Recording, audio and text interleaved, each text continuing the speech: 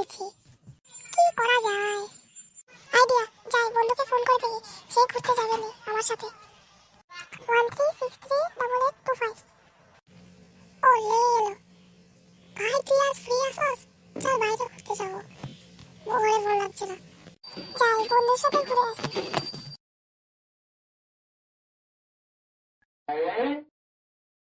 এসে পড়লাম।